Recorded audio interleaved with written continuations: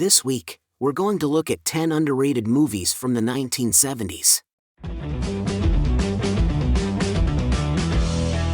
The 70s are often considered the second golden age of Hollywood, emboldened by the success of Dennis Hopper's Easy Rider that closed out the 60s. Many studios were willing to entrust young producers, writers, and directors to give a whole new voice to cinema. The result was a unique slate of classics from new filmmaking mavericks such as Martin Scorsese, Francis Ford Coppola, Robert Altman, Woody Allen, Bob Raffleson, Terrence Malick, Steven Spielberg, Hal Ashby, William Friedkin, George Lucas, and Peter Bogdanovich, to name a few. They differed from previous greats through foregoing classicism for a closer association with reality, through more sounds or rock and roll songs instead of scores, through more intimate plots and following a character more than their story and venturing off the soundstage and out into the real world. Although many of those names were the linchpin of new storytelling success for the decade, the 1970s had many great films that also tapped into the rebel spirit of the new auteurs without continuing to receive a classic shine. Every decade has forgotten films,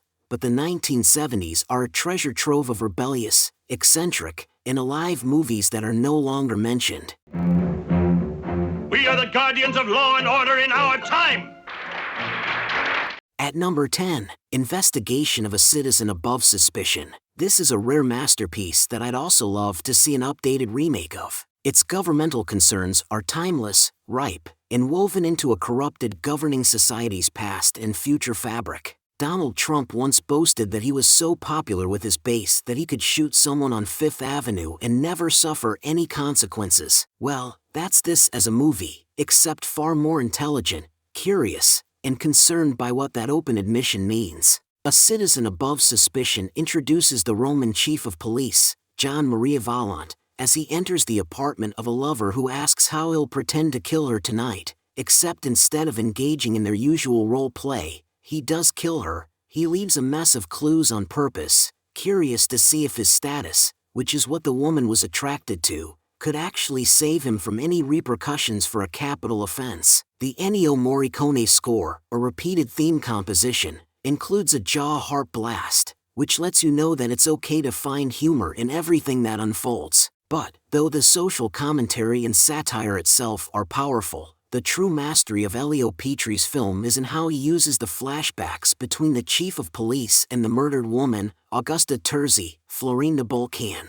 We see her set a trap, unbeknownst to herself, by being bored one night and drunkenly calling the police station to bait whoever answers by describing herself being nude in her apartment with an intruder, and she's curious if anyone there would save her or if they'd just let her be raped and ignore any future report. The chief comes to inspect, and interested in his power, she pushes him to do things for the thrill of being too high in energy to receive any knuckle rapping. What would you do if I told you I had lost all my money?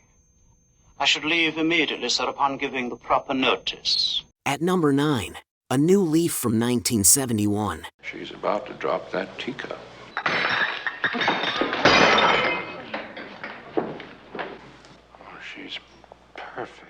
Woody Allen and Mel Brooks received most of the accolades for American comedies in the 1970s, but Elaine May deserves to be mentioned as their equal. Fittingly, Allen cast her as his wife in his Amazon series Crisis in 6 scenes. The Heartbreak Kid is her masterpiece, but A New Leaf was her fantastic start.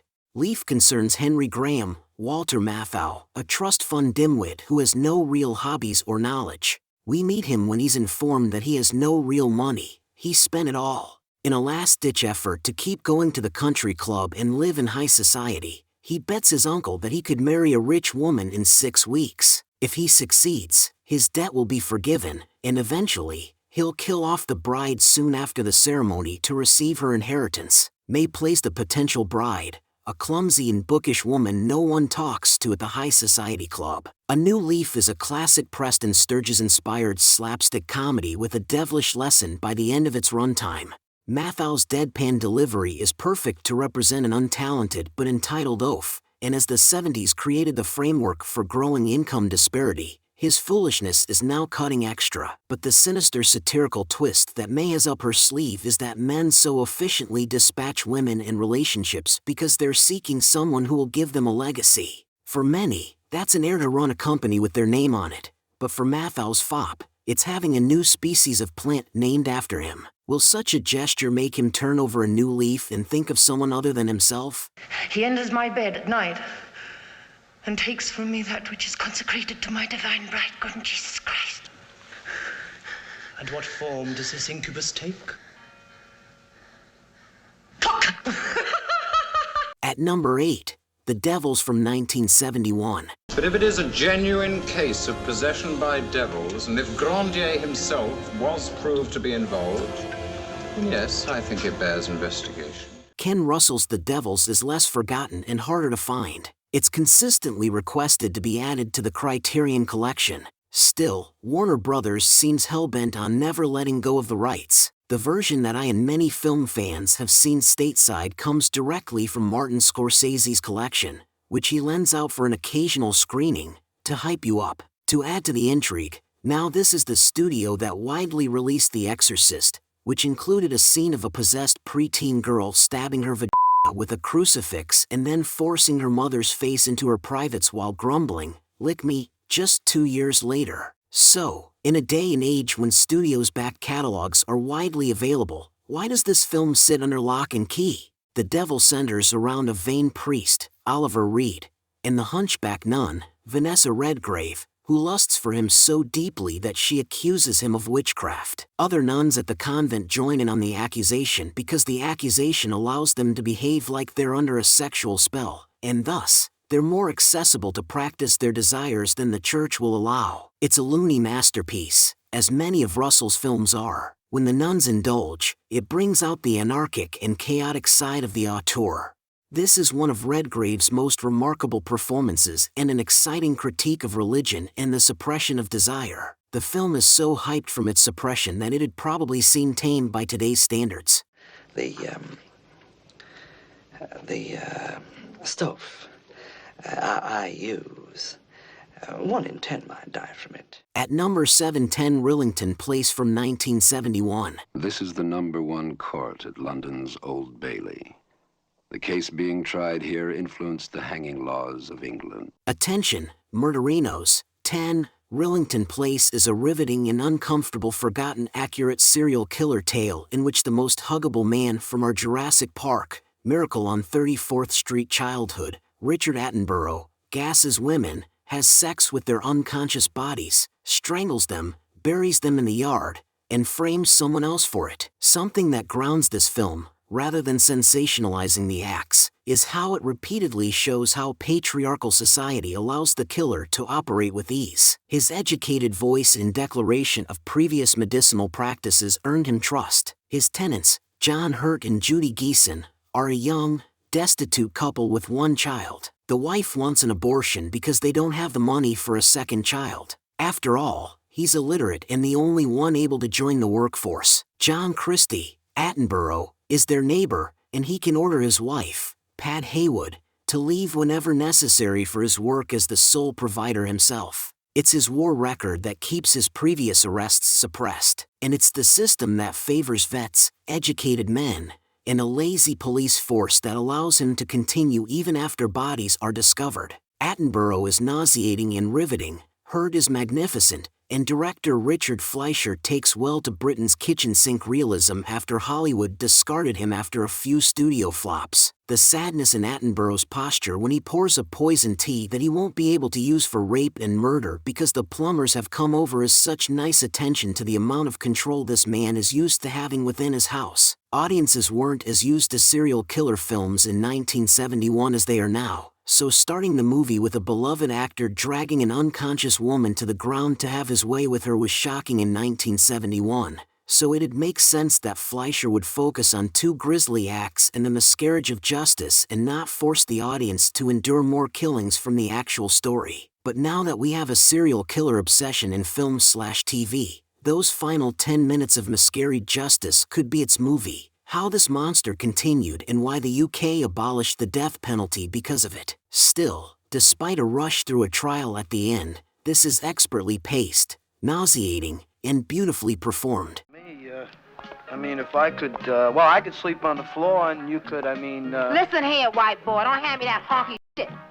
stay with you. At number 6 is Heavy Traffic from 1973. Now listen here, boy. As long as Carol got this here good thing and this here left, she don't need anything else. Ralph Bakshi's non-wizard animated films are hard to watch and more challenging to recommend. Still, they're also essential for anyone viewing 70s New York from the garbage can. Fritz the Cat perverted the counterculture movement, and Coonskin is an ugly look at urban racism. For instance, Heavy Traffic is his most personal film, about a young cartoonist wandering the New York streets to escape his abusive household. As such, it doesn't feel like he's trying to provoke or intimidate, but rather confess that he's seen much tough crap in his day, but somehow still lived to see many days. But at the end of the tunnel, which is full of prostitutes, strippers, hoods, and bums, he loves his hometown.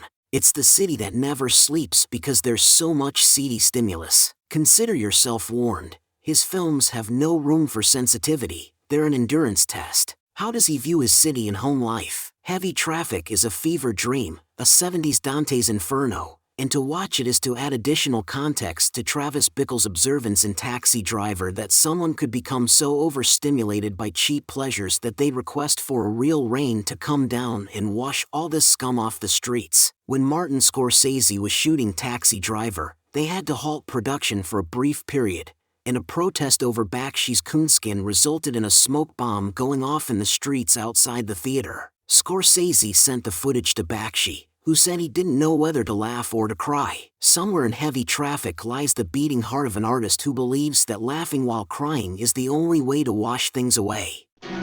You cannot have me a fool. I am not one of you. At number 5 is Blood for Dracula. What? A 70s Dracula movie without Christopher Lee? Count Dracula was always a bit of a seducer, but Paul Morrissey and producer Andy Warhol gave us a hilariously impotent Dracula, Udo Kier, in Blood for Dracula. Dracula's body is growing frail because, after centuries of feeding on virgin necks, it's become harder and harder to find virgin women to drink from. His assistant suggests they go to Italy, where families still have staunch Catholic values, and thus, the women will be pure.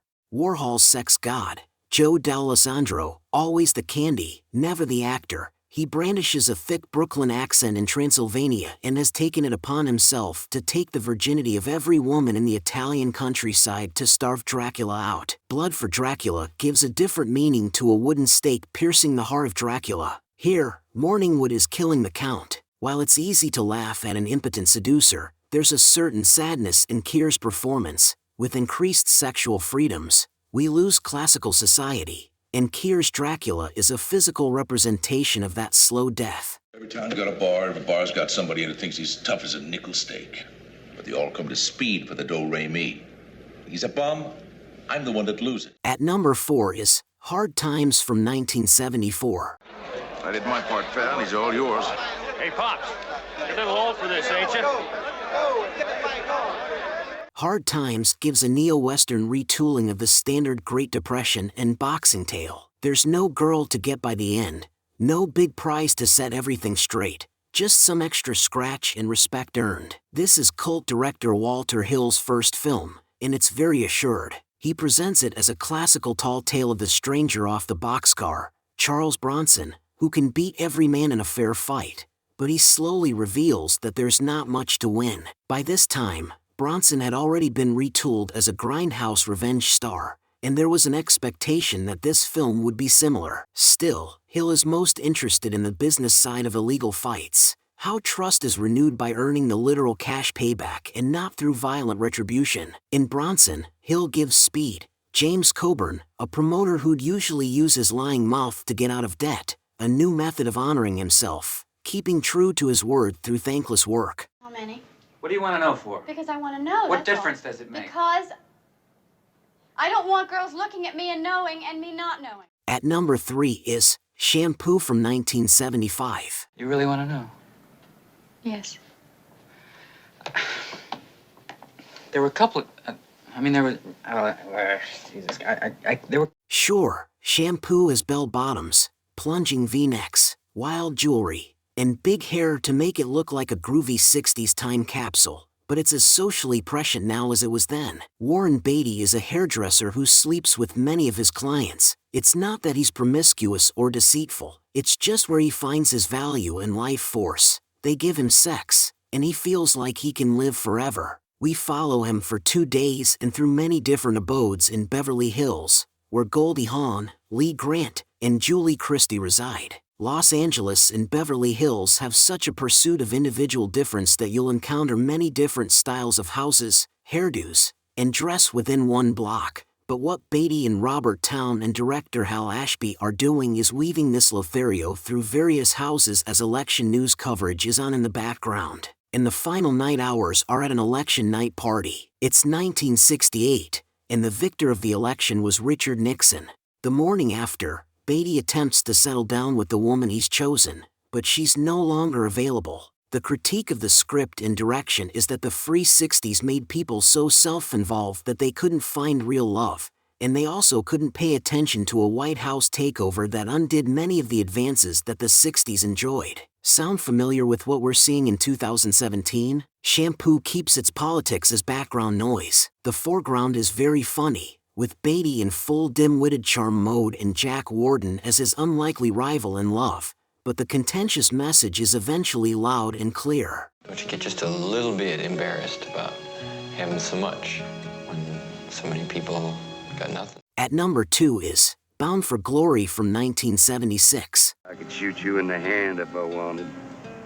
Or I could take you out in them weeds after everybody's gone. Cinephiles often speak of Hal Ashby's iconic run of 70s films. The Harold and Maude director couldn't miss for an entire decade. Yet Bound for Glory is probably the least discussed because it takes place in another era. And quite frankly, I think it's Ashby's best work. Glory tells the story of famed folk musician Woody Guthrie, David Carradine, famous for writing The Land Is Your Land, This Land Is My Land, but it focuses exclusively on his Union Man years. Not just the song Bound for Glory, but the years that sowed the distaste for American inequality and false fantasies of fresh starts in California for Guthrie. The years when his rambling nature collided with the opportunity for hobo nobility with a CBS contract, and how his reaction made him bound for glory because he stuck to his ramshackle ways, fists balled and clenched to fight for whoever needed it. What makes Bound for Glory magnificent is how episodic it is. Ashby hasn't made a biopic with a series of aha moments that show the origin of a song. This is a complete portrait of a man and the events that happened to him that made him find the poetry we know.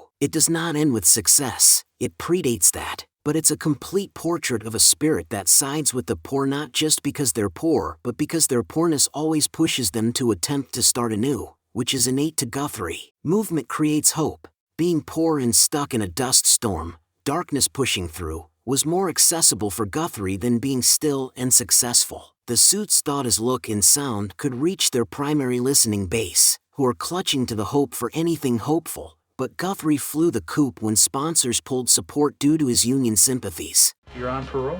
I figured I served my time and I just earned a little bit of freedom.